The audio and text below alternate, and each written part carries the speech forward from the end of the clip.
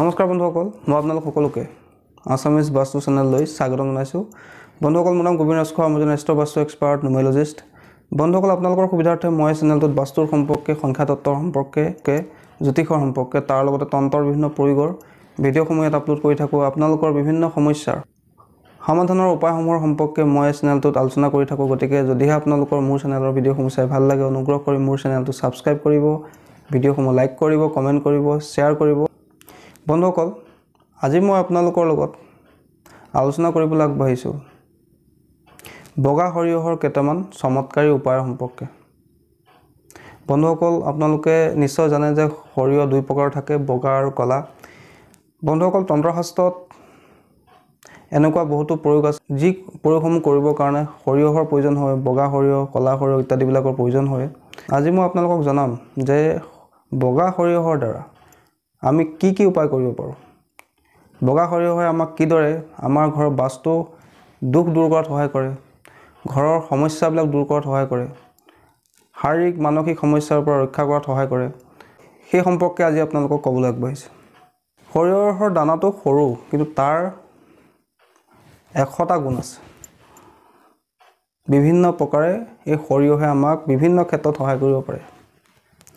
প্ৰথম আৰু প্ৰধান উপায়টো হ'ল যে যদি আপুনি নতুন মাটি এডোখৰ কিনে, ধৰি লওক মাটি এডোখৰ আপোনালোকে নতুনকৈ কিনিছে, সেই মাটিডোখৰ আপোনালোকে যদি শুদ্ধি কৰিব খোজে, ধৰি লওক সেই মাটিডোখৰত আপোনালোকৰ উন্নতি হ'ব, প্ৰগতি হ'ব নে নহয়, সেই বিষয়ে যদি জানিব খোজে, তেন্তে আপোনালোকে এটা প্ৰয়োগ কৰিব পাৰে। সেই মাটিডোখৰ ভালকৈ চহাই আপোনালোকে সৰিয়হ ছটিয়াই দিব লাগে তাত। যদি আপোনালোকৰ সেই ভূমিত ভালকৈ সৰিয়হখিনি নগজে, তেতিয়া আপোনালোকে গম পাব যে তাত সেই ভূমিত নিশ্চয় কিবা নহয় কিবা এটা দুখ আছে। কিন্তু যদি সেই ভূমিত সৰিয়হ লহপহকৈ বাঢ়ি আহে, ভালকৈ গজি উঠে, তেন্তে গম পাব যে সেই বাৰীৰ দ্বাৰা আপোনাৰ জীৱনলৈ উন্নতি আহিব। প্ৰথম আৰু প্ৰধান উপায় সেইটো। বন্ধুসকল, এইটো এটা পৰীক্ষিত উপায়। যিসকল নতুনকৈ মাটি কিনিছে, এই প্ৰয়োগটো এবাৰ কৰি চাব। বন্ধুসকল, তাৰোপৰি সেই সৰিয়হে সেই ভূমিত যদি কিবা নকাৰাত্মক শক্তি আছে, কিবা বেয়া বস্তু ছায়া আছে, তাক দূৰ কৰাটো সহায় কৰে কিন্তু। গতিকে যিসকল নতুনকৈ মাটি কিনে, এই প্ৰয়োগটো সকলোৱে কৰি চোৱা উচিত।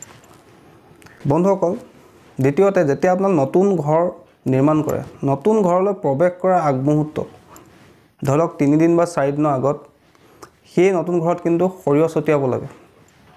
বগা সৰিয়হ ভালকৈ ছটিয়াব লাগে। যিহেতু ঘৰটো নিৰ্মাণ কৰি থকা অৱস্থাত বহুতৰে নজৰ দুখো লাগে, বহুতো নিগেটিভ বস্তুৰো সেই স্থানত আপোনালোকৰ বাঁহ সাজিব পাৰে, বেয়া বস্তু নজৰো থাকিব পাৰে। গতিকে এই সকলোবিলাক দুখ দূৰ কৰিবৰ কাৰণে আমি সহায় ল'ব পাৰোঁ বগা সৰিয়হৰ। কি কৰিব লাগে, আমি যে ঘৰটো লোৱাৰ 3-4 দিনৰ আগতে আমি সেই স্থানত, নতুন ঘৰটোত আমি সৰিয়হ ছটিয়াব লাগে, বগা সৰিয়হ।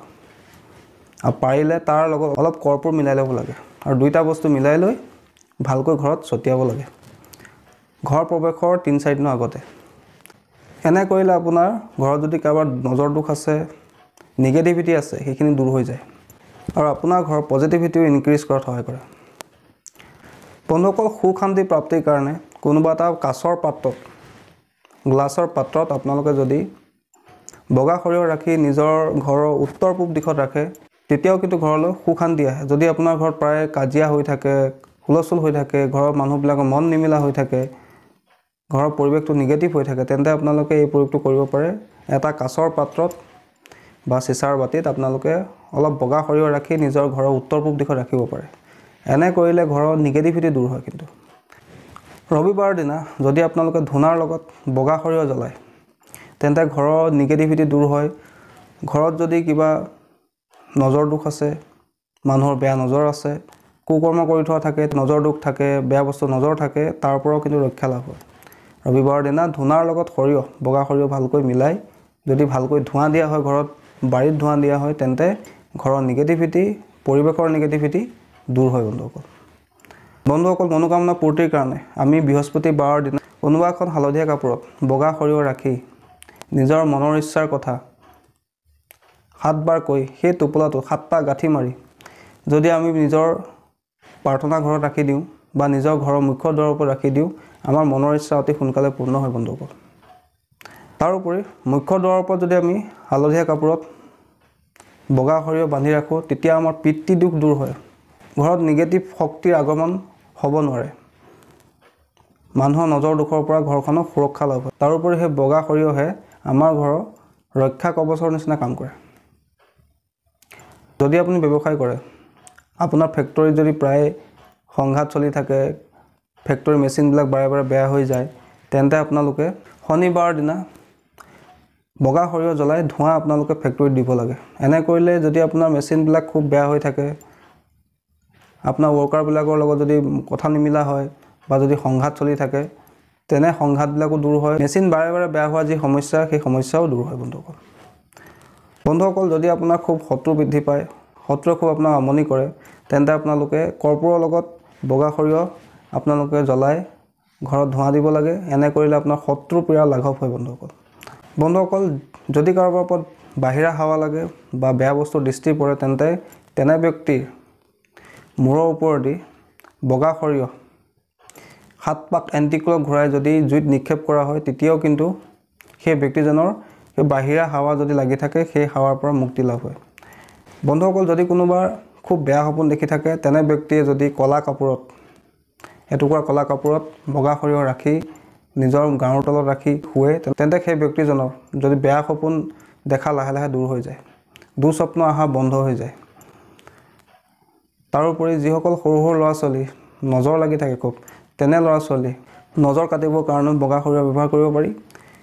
তেনে ক্ষেত্ৰত সৰু শিশুৰ গাৰ ওপৰেদি সেই বগা সৰিয়হ 7 পাক এণ্টিক্লক ঘূৰাই বা 3 পাক এণ্টিক্লক ঘূৰাই জুইত নিক্ষেপ কৰিলেও সৰু ল'ৰা ছোৱালী নজৰ দুখ থাকে, তাকো কাটিব পাৰি বা নাশ কৰিব পাৰি। বন্ধুসকল, যদি আপোনাৰ ঘৰৰ সুখ সমৃদ্ধি আপোনালোকে বিচাৰে, তেন্তে আপোনালোকে ৰঙা কাপোৰত বগা সৰিয়হ বান্ধি আপোনাৰ ঘৰৰ পূব দিশত আৰু সেউজীয়া কাপোৰত বগা সৰিয়হ বান্ধি আপোনাৰ উত্তৰ দিশত লগাই ৰাখিব পাৰে বা ওলোমাই ৰাখিব পাৰে। এনে কৰিলে আপোনাৰ ঘৰত সুখ শান্তি আহে, জীৱনলৈ নতুন সুবিধা আহে আৰু সুখ সমৃদ্ধি লাভ হয়। বগা সৰিয়হ যদি আপোনালোকে নিজৰ বাউণ্ডেৰীত ছটিয়াই, যদি আপোনাৰ ঘৰত কিবা বাহিৰা বস্তুৰ দৃষ্টি আছে, নজৰ আছে, সেই দুখ কটাটো বগা সৰিয়হে সহায় কৰে। বগা সৰিয়হে নিগেটিভ এনাৰ্জিক সমাপ্ত কৰে। বন্ধুসকল, তাৰোপৰি ধন বৃদ্ধিৰ কাৰণে বৃহস্পতিবাৰৰ দিনা যদি এখন হালধীয়া কাপোৰত বগা সৰিয়হ, কৰ্পূৰ আৰু 21টা ইলাচি এটা টোপোলা নিৰ্মাণ কৰি, সেই টোপোলাটো যদি আমি দোকানৰ ব্যৱসায় স্থানত ৰাখোঁ বা নিজৰ ঘৰৰ কেছ বক্সত ৰাখোঁ, তেতিয়া আমাৰ জীৱনলৈ ধন আহে, আমাৰ ধন বৃদ্ধি হয়। যদি কোনো ব্যক্তিৰ চাকৰিৰ কাৰণে বহুত চেষ্টা কৰি আছে, কিন্তু তেওঁ 1-2 নম্বৰ কাৰণে চাকৰি নাপায়, বা কোনো ব্যক্তি বহুত বেয়া দিন চলি আছে, যিকোনো কামতে হাত দিছে, তেওঁৰ কামত সেই কামটো নষ্ট হৈ গৈছে, যিকোনো ব্যৱসায় কৰিব গৈছে, প্ৰত্যেকটো ব্যৱসায়তে লোকচানৰ সন্মুখীন হৈছে, তেনেস্থলত সেই ব্যক্তিজনৰ শনিবাৰৰ দিনা ভৰিৰ পৰা মূৰলৈকে বগা সৰিয়হ 7 বাৰ, 7 মুঠি বগা সৰিয়হ এণ্টিক্লক ঘূৰাই যদি আপোনালোকে প্ৰবাহিত নদীত পেলাই দিয়ে বা একুৰা জুই ধৰি তাতে আপোনালোকে জুইত নিক্ষেপ কৰি দিয়ে, তেন্তে সেই ব্যক্তিজনৰ ব্যৱসায়ত থকা বাধা, ভাগ্যত থকা বাধা, নজৰৰ দুখ বা চাকৰি প্ৰাপ্তিৰ ক্ষেত্ৰত যিবা যদি বাধা বিঘিনি আছে, সেই বাধা বিঘিনিখিনি দূৰ হয় বন্ধুসকল। বন্ধুসকল, এইদৰে বগা সৰিয়হে আমাক বিভিন্ন ধৰণে সহায় কৰিব পাৰে। বন্ধুসকল, ঠিক তেনেকৈ ক'লা সৰিয়হৰো কিছুমান গুণ আছে, সেই বিষয়ে মই পিছে পৰে আপোনালোকক জনাম। আজি মই আপোনালোক কেৱল বগা সৰিয়হৰ দ্বাৰা আমি কি কি কাম কৰিব পাৰোঁ, বগা সৰিয়হে আমাৰ বাস্তুৰ ৰক্ষা কিদৰে কৰিব পাৰে, আমাৰ ঘৰৰ সুৰক্ষা কিদৰে কৰিব পাৰে, আমাৰ বিভিন্ন সমস্যাবিলাক দূৰ কৰাৰ ক্ষেত্ৰত কিদৰে সহায় কৰিব পাৰে, সেই বিষয়ে আপোনালোকক জনালোঁ। আশা কৰিছোঁ আপোনালোকৰ এই বগা সৰিয়হৰ চমৎকাৰী উপায়কেইটা সম্পৰ্কে জানি ভাল লাগিলে। যদি ভাল লাগিলে অনুগ্ৰহ কৰি ভিডিঅ'টো লাইক কৰি দিব, কমেণ্ট কৰিব আৰু মোৰ চেনেলটো ছাবস্ক্ৰাইব কৰিব। ধন্যবাদ।